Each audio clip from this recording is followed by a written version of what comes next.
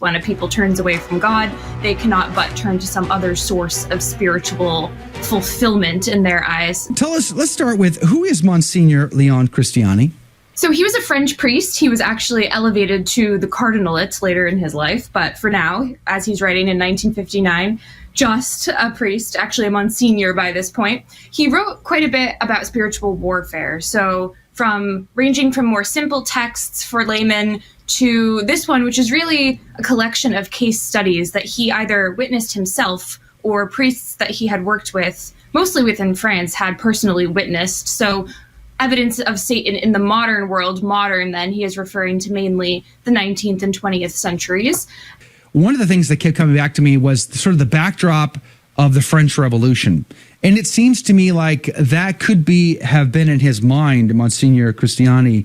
Well, of course, he is writing from a universal Catholic perspective, but you hit the nail on the head when you speak of the French Revolution and how France had been particularly mired, not only in these errors, but as that quote that you just read alluded to, in literal Satanism and literal diabolic activity that emanates from these errors. When a people turns away from God, they cannot but turn to some other source of spiritual fulfillment in their eyes. So at this time when Monsignor was writing, and even earlier, so even right at the turn of the 20th century, the plague of spiritualism or spiritism had infected the whole world, but particularly France and England. So this is the age when the Ouija board was invented, which comes at first from a device called the planchette, which has a French name, and that was used for what's called automatic writing. So the person would place their hand on this machine and words would appear underneath on the paper without any sort of thought or conscious decision, act of the will from them. And this took off in France, unfortunately, and there is definitely a connection between the intellectual errors and this problem, but by the time Monsignor was writing, it had become almost mainstream in the culture. And so he's writing to address those who might fall into these practices, not out of any sort of malice, but maybe just an ignorance or thinking that this is something that could be done for fun. So one of the case studies he gives of a woman who had been possessed was because she was just considered a secular, she wouldn't consider herself Christian, even though she was a baptized person. And she went to a faith healer, he just billed himself as a healer of sorts and became entangled with him. And he actually placed a curse on her at one point. And so I think Monsignor's real motivation is to help these more innocent bystanders, Catholics who may be peripherally aware of these things, but aren't sure exactly what to avoid, and to kind of scare us straight from any sort of involvement in those activities. You know, going through that first chapter on the cure of Ars, even to his brother priest, he's a mystery. They don't understand what's going on in his life. They think he's hearing voices. They think he's a little kooky. And yet he's been gifted with this diabolic harassment, which once he was slow to understand, slow to agree to, and then once he does, he realizes the real gift here is that the devil is angry because big fish are coming. And every time something happens in the rectory, the next day, something amazing, someone will come back to the faith. But when I was reading that, I was really thinking about just how far France had slipped as being the eldest daughter of the church, and how important was it that God would send people like the cure of Ars to help heal those wounds. Mm-hmm. It was incredible for me reading this because I have been doing a lot of reading about the French Revolution lately and the Vendée period and the nobles who stood up, and even Marie Antoinette, who has been often maligned and who went to her death fortified by the sacraments and seeking that union with God. So yes, it is amazing that within less than a century, so many great saints sprung up in France. And that is kind of the flip side of this book, is that, yes, there is all this darkness and diabolical activity that are the fruits of the revolution, but also God is still sending these amazing saints, Saint Bernadette, the Cure de Ars, Dom Prosper Guéranger, and others who have arisen in France and continue to do so.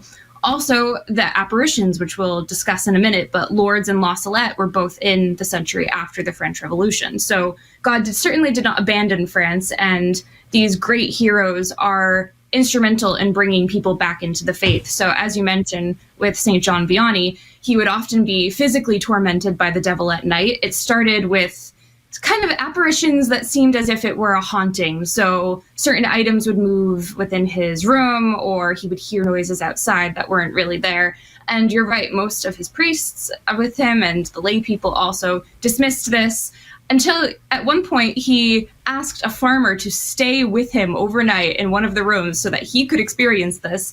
And he did, and was scared out of his mind. But at that point, Saint John Vianney knew this is coming from the devil, and it's a temptation, but it's also a source of great grace. So he would just offer it up and trust God. He, at a certain point, even started joking about the devil, calling him the gros pen, which means the pitchfork, basically. So kind of this dismissive tone where he's showing him who's in charge, really, just God. And he, as you mentioned, would always see the graces the next day. So, for example, one evening he was tormented pretty much all night, got no sleep, got up, went to the confessional, as was his wont, spent hours in the confessional every day, and there was a huge line of people, and many of them had walked from hours away and had been away from the faith for years. And so in that moment, he understood the purpose of this suffering, and he would call them big fish. And another term that I really love, very endearing, he would refer to them as prisoners of grace. It's as though he became, I don't want to say friends, that's not the right way to think about it, but he became very comfortable with the fact that there was a demon harassing him in his rectory for all that time. You know, he became very comfortable with it, as it didn't bother him anymore. Other people obviously would be bothered by it, but he was like okay with it, and you know, almost like roommates, right? I mean, is that pushing things a bit too far, that one could be comfortable with a demon for a roommate?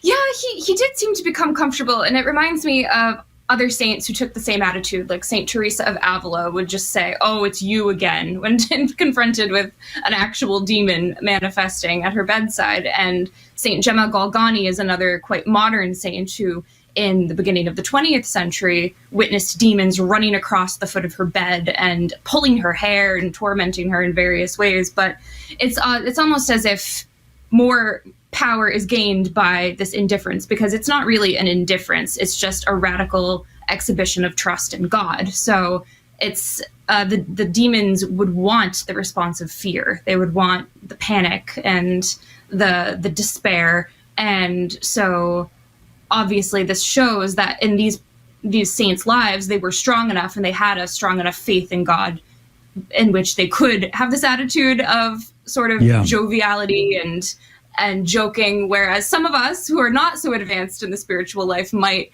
have that fear response, which is why God is protecting us from that particular means of sanctification. So Bernadette has these 18 apparitions. She has received this incredible message from Our Lady of Lourdes, the Immaculate Conception. The spring comes up.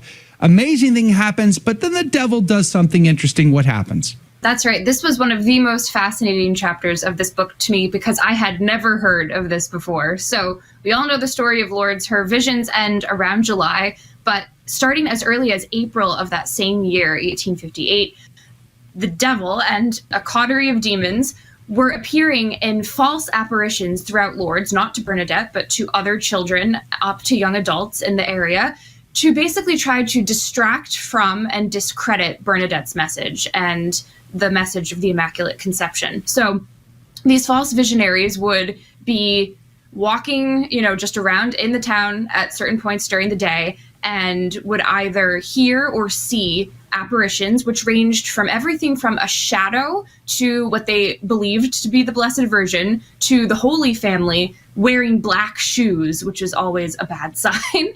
And these visions would give them messages that were just completely obviously demonic. So I'll just read a quote here from page 74 of an inhabitant of one of the local villages called Omex saw a vision. And the voice was saying, quote, "In that of a rather spoilt and affected child, there are a lot of good people at Osen, but at Lourdes there are only riffraff." And so trying to foster this competition, this ridiculous rivalry between two small towns. So clearly not a supernatural message coming from heaven. And beyond that, the messages would be worse than that even. Some of the apparitions would make indecent gestures. That is described quite often. They would demand homage to themselves, demanding, of course, that they receive the veneration that Our Lady was receiving from Bernadette. So they would demand these obsequious gestures and kissing the ground in front of them and things like that. And the behavior of the visionaries is also a telltale sign that this was not of God, because rather than the peace and humility that Bernadette exemplified, these visionaries were, number one, behaving like demons themselves in that they were bragging about their visions. They were spoiled. They were acting like royalty among Lourdes because they were among the chosen to receive these visions. So right there, that is not a very saintly trait. So that made it obvious to the local bishop. But also their behavior when they were in these trances, which they believed were ecstasies, was quite concerning. So they would kind of lose all focus and reality, which is sometimes common to a vision. But after that, they would basically, their spines would crack back to 90 degrees and they would start running through the town at this superhuman speed, just not paying attention to any obstacles in their way, their hands outstretched in the shape of a cross, screaming. And this does not really speak to something that brings the peace of a true vision. And as a little bit of an aside, and this may be controversial, but for some recent apparitions, this has also been documented. So this same phenomenon happened in Garabandal, for example. Wow. There's an example from page 62 where, another similarity to Garabandal, consecrated objects, sacramentals and rosaries, were not allowed to be brought near these false apparitions. So some of the children, believing they were seeing the Virgin Mary, brought rosaries, and the false apparition at Lourdes would make strange faces and tell them to bring them away because she wanted to be the one to bless them. So as anyone even vaguely familiar with demonology knows, demons and possessed people cannot abide to be in the same room as holy water and rosaries and other blessed sacramentals. So that is another big red flag where this guise of blessing them, it doesn't really hold water. And this continued really throughout the end of that year almost. The local bishop, luckily, through the grace of God, had the foresight to dismiss most of these out of hand, but it did at a certain point kind of discredit Bernadette. Luckily, hers was the only case that was actually brought to be approved and taken up the official channels to be investigated. And we know that she faced great resistance even in that. But the devil was certainly trying so hard to completely just include her in this wash of false apparitions, and not only to compromise this doctrine of the Immaculate Conception, but also just the idea of Marian apparitions altogether. So very scary stuff. Interestingly, Monsignor Cristiani relies heavily on a certain Father Cross, who took oral histories of many of these visionaries 20, 30 years after the fact. And most of them had gone on to live normal lives. So they left this as sort of a childish trifle. Many of them had repented if they felt that they had sinned, but many just felt that they had been fooled. And they, interestingly, could not remember the actual content of the apparitions. They could only remember seeing shadows, the ones that he was able to track down and interview. So again, another sign that this is not from God. What's the bottom line here? What is Monsignor trying to say in this book? What's his takeaway?